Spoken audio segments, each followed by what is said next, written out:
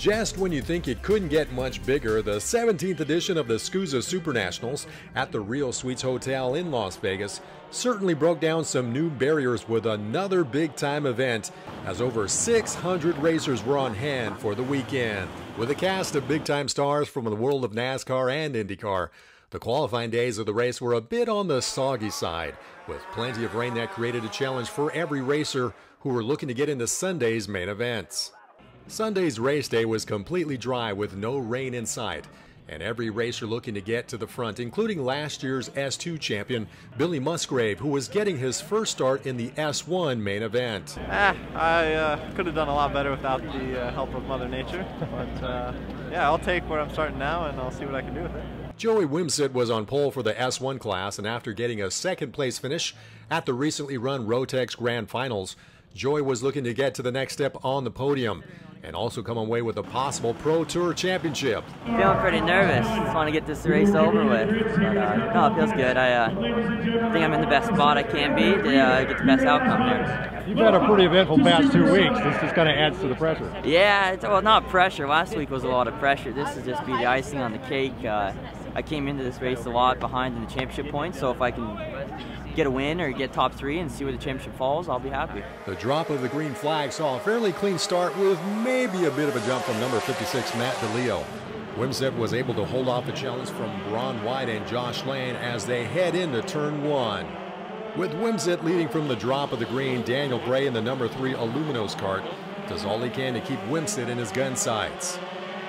With the laps winding down and Wimsett with a comfy lead, the second spot becomes the center of attention, with Nick Neary closing in on Daniel Bray.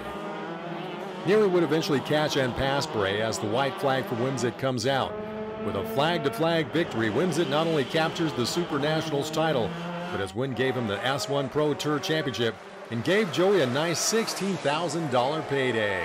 Yeah, going into this weekend, I never would have guessed that would have happened. You know, I just came in after coming off the last week. It's been such an emotional roller coaster. The last 2 weeks have been pretty amazing for me. So, yeah, it feels great. The tag senior class was sizing up to be another marquee matchup, as 45 racers were gridded for the main event. IndyCar veteran Sebastian Bourdais, who was not in this race, was discussing some old-time stories with open-wheel veteran A.J. Allmendinger. Sebastian, you giving last-minute advice to A.J. here? Oh no, he's a big guy. Doesn't need me. We were just reminiscing about old fun Champ Car days, starting on the front row together. AJ, been a good race weekend so far? So far, but unfortunately this is what counts. So it's been good, been happy so far, but this is when it really counts.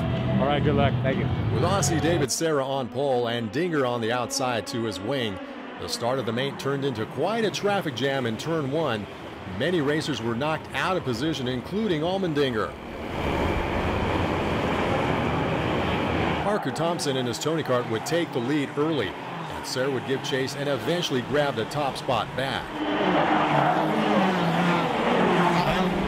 A mid-race incident punches a hole in one of the water barriers and leads to a full course caution, and after that eventually gives way to a red flag situation. After some repairs, the restart would create another tight squeeze, and A.J. Allmendinger is put in on the losing end of some contact, ending his day.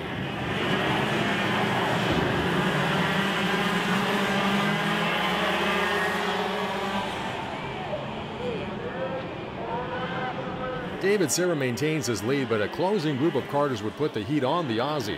With 5 laps remaining, a charging Marco Mastronzi in his top kart would momentarily grab the lead. Serra fights back with an inside crossover, but opens the door wide open for Nicholas Rowe to grab the lead. With the laps winding down, Serra and Mastronzi were keeping up on their own battle, which gave Rowe enough of a lead to eventually get across the stripe first and take the Supernationals trophy down under. Oh, that was one of the most touring races I've ever done in my whole life. One of the hardest races, the best track around.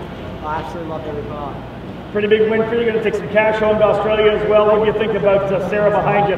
He gave you the thumbs up when you guys were coming on the straightaway. Oh, that was just a moment I'll never forget. It was the best race in my life. I love it. The final marquee main of the day was the KZ2 group, and past champion Anthony Abbas from France led a pack of nearly 40 racers to the first turn. Abbas created a good-sized gap early in the race and was looking very stout.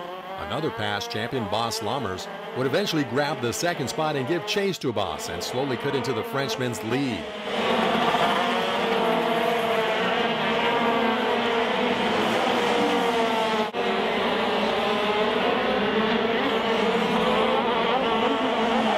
In spite of a valiant effort by Lammers, Abbas would open up a sizable gap and eventually bring it home to become one of an elite group by being a multi-event champion. Thank you very much. This is the second victory for me here, so thank you for everybody, my sponsor, my partner, so the Kart TN Factory, and also Tom Kutcher for this incredible race. Thank you very much. Well done. There he is, folks. Anthony Abbas. With sunny skies capping off another great weekend of racing, SKUSA CEO Tom Kutcher was more than pleased with the outcome of another successful Supernationals. When you look at the sun going down, you look around, you're still in Vegas, and it's a beautiful day. And thank God we had a great day today, because it was, it was worthwhile getting wet all for 4 days straight. It's crazy. And if you look around in Vegas and you talk to anybody, they have not had this weather like this, and nobody can even remember. But it still ends up being a beautiful day, and it's racing, and it's still the biggest race in the world, and I'm very excited. With the weather finally cooperating on the final day, it was a great SKUSA Supernationals that capped off a week that might have been a bit challenging, but wound up being a very memorable race. You've been watching Kart Racer TV.